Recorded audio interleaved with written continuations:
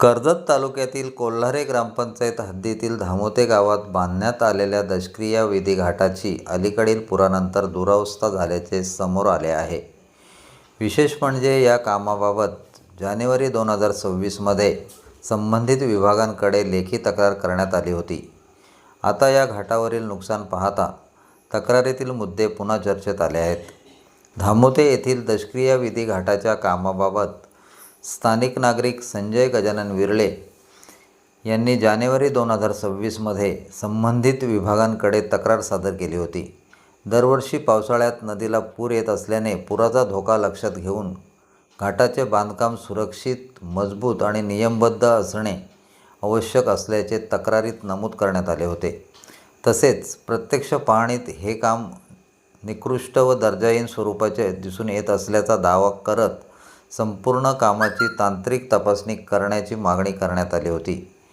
याशिवाय नियमांचे उल्लंघन अथवा तांत्रिक त्रुटी आढळल्यास संबंधित ठेकेदार आणि जबाबदार अधिकाऱ्यांवर नियमानुसार कारवाई करण्यात यावी। तसेच सार्वजनिक सुरक्षिततेच्या दृष्टीने आवश्यक असल्यास योग्य उपाययोजना करण्यात याव्यात अशी मागणीही तक्रारीत करण्यात आली होती। मात्र अर्जदाराच्या म्हणण्यानुसार त्या तक्रारीवर नेमकी कोणती कारवाई झाली किंवा तांत्रिक तपासणी करण्यात आली की नाही याची माहिती त्यांना आजतागायत उपलब्ध झालेली नाही। मी संजय गजानन विरळे, राहणार धामोते। हे जे दशक्रिया घाट आहे, या दशक्रिया घाटाबद्दल ज्यावेळेस काम चालू होतं, कामाची गुणवत्ता पाहता या कामाच्या संबंधित अधिकाऱ्यांना मी अर्ज केला होता, कामाची तपास करून त्याच्यावरती संबंधित ठेकेदारावरती कारवाई करा।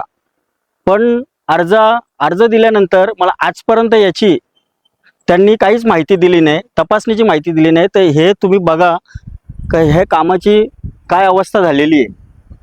तर याच्यावर अधिकाऱ्यांनी परत एकदा येऊन तपासणी करावी आणि संबंधित कामावरती कारवाई करावी, ठेकेदारावरती कारवाई करावी या त्यांच्या अधिकाऱ्यांवरती कारवाई करावी। दरम्यान अलीकडील पुरानंतर घाटावरील फरशा उखडल्याचे, माहिती फळक कोसळल्याचे, घाटालगतची माती वाहून गेल्याचे तसेच काही ठिकाणी काँक्रीटच्या खालील खडी उघडी पडल्याचे छायाचित्रांमध्ये दिसून येत आहे।